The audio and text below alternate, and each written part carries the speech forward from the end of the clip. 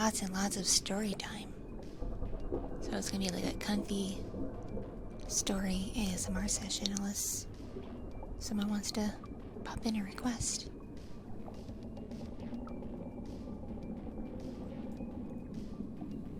Remember a while ago, people were talking about the voice actor Vic Mignogna?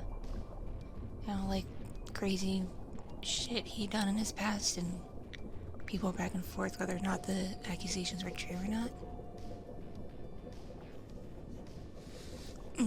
If you only know of Vic Mignogna in the last like 10 years, like recently knowing Vic, I can see why you would think people were bullshitting and making things up about him because they were jealous or whatever. But if you knew Vic when I knew Vic back in the early 2000s, at the real height of his Fullmetal Alchemist fame, and other animes he was in at the time, but mostly FMA because that was on Cartoon Network, so a lot of people were watching it. If you were around back then, and you were hearing these accusations, you'd be like, oh yes, we see that. We totally see that. Because keep in mind, he was like in his 30s/40s back then. And he had a fan club. I think he still has his fan club, but that's when his fan club was really, like, active.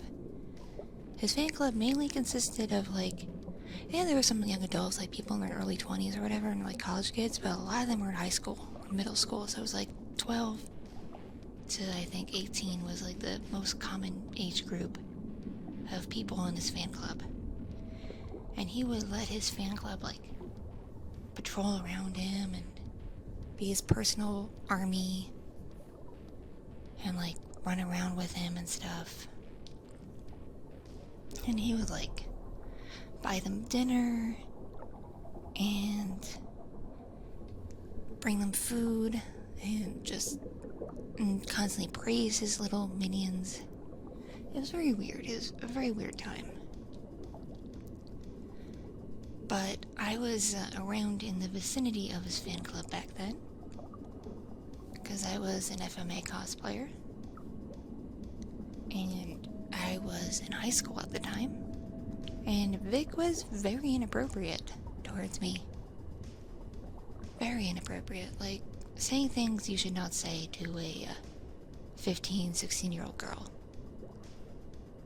And no one can use the excuse, oh, he couldn't have guessed my age, or I looked older than I was. I looked 15, 16, okay? The whale did not get the big booba until the whale was in college. Back in high school, whale did not have much booba. Back in high school, yeah. There was not much booba going on back then. Not the most booba. And thank you for following, my friend. So, I looked like a high school kid. I didn't wear a lot of makeup because I wasn't allowed to. And I dressed, I wasn't allowed to dress very, like, sexual or anything. My cosplays were just mostly like pants and tops and jackets or long dresses or long skirts. Whatever my folks thought was appropriate for me to dress as. Because I've gone to my parents with cosplay ideas when I was in high school, middle school, like, I want to be this character. And they take one look at the UF and be like, no, when you're a grown-up. Do it yourself when you're a grown-up. So all that long-windedness aside, Vic was very inappropriate towards me with his comments. I remember one cosplay I was in. It was a military uniform from FMA, but a female one, so I was wearing a skirt with it instead of pants. Kind of modified to look more feminine. And he made a lot of comments about my legs. Like a lot. And I was like not even 17 at the time. I was like 15, 16. I was like I think I was a junior in high school, something like that. And he would not shut up at this FMA cosplay panel that he was judging about my legs. To the point where like people were staring at him like, the fuck you going on about, Vic? And I was very uncomfortable because I did not know how to respond to that. And I would be like, oh, well, thank you, Vic. Thank you for saying weird shit about my legs. Or if I should, like, run away or hide in the bathroom, or I didn't know what to do. So I just kind of stood there until I got pointed out where to go. And he's just, when I hang around, like, the whole group of FMA fans at conventions, these people just did not know how to act. Like, if you were not worshipping the ground Vic walked upon, they treated you like garbage.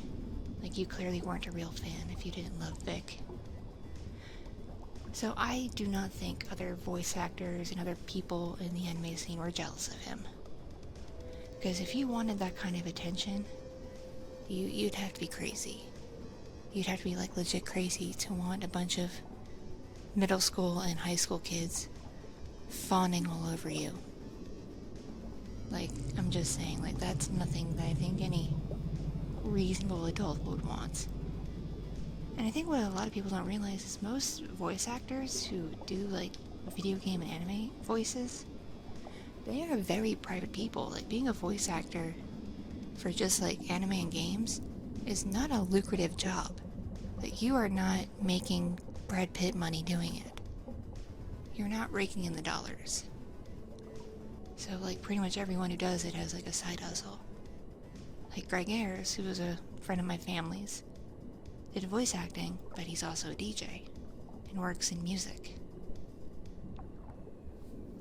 My buddy Chris Patton does some voice acting, but he also likes to do regular acting, like he'll like stage acting and theater and stuff like that, so he's not just in a booth. He does other stuff.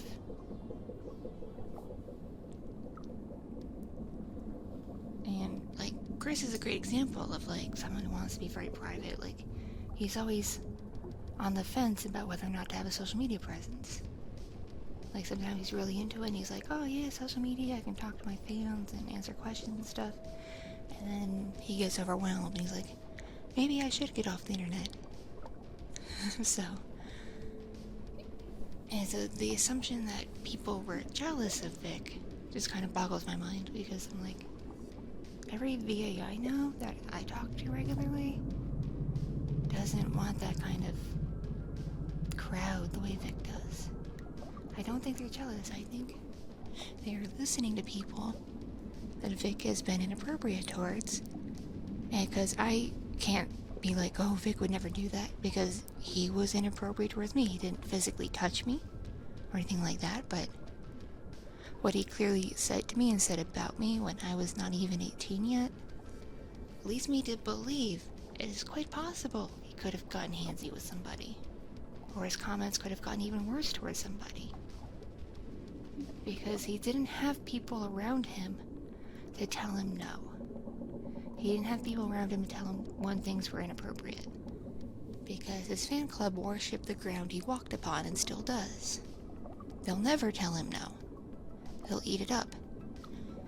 So yes, I imagine some people saying stuff are people who used to be in his fan club and aren't in it anymore, and are probably disgruntled and all that. But even if you're disgruntled and an ex-fan, your experiences are still your experiences. And if while you were in a fan club for a voice actor, and he was inappropriate towards you, like, it doesn't matter if you liked it then or not, it was still inappropriate. Like, maybe at the time you're like, oh yay, Vic complimented my booba. Vic said I had a nice booba, yay! Maybe at the time you liked it, but then, you know, like 5 years later, when you're not, you know, as into that person anymore, and you think about it, it's like, wow, I was like 15, and a 40-year-old man said I had nice boobs. That's not right.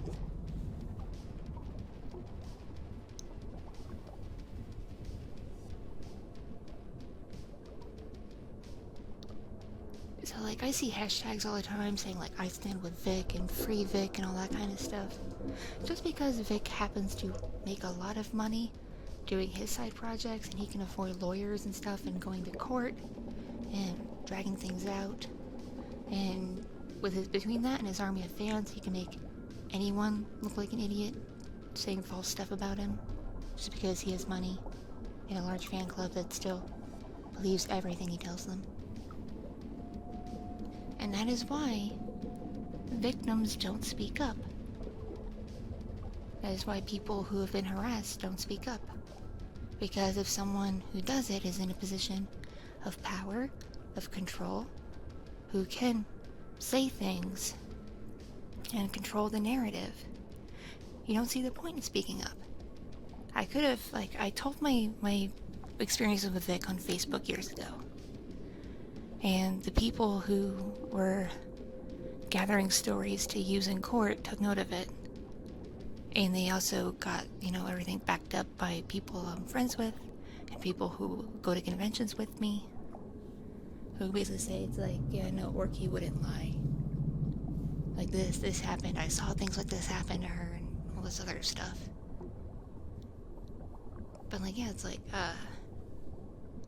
I've had all kinds of weird things happen to me at conventions.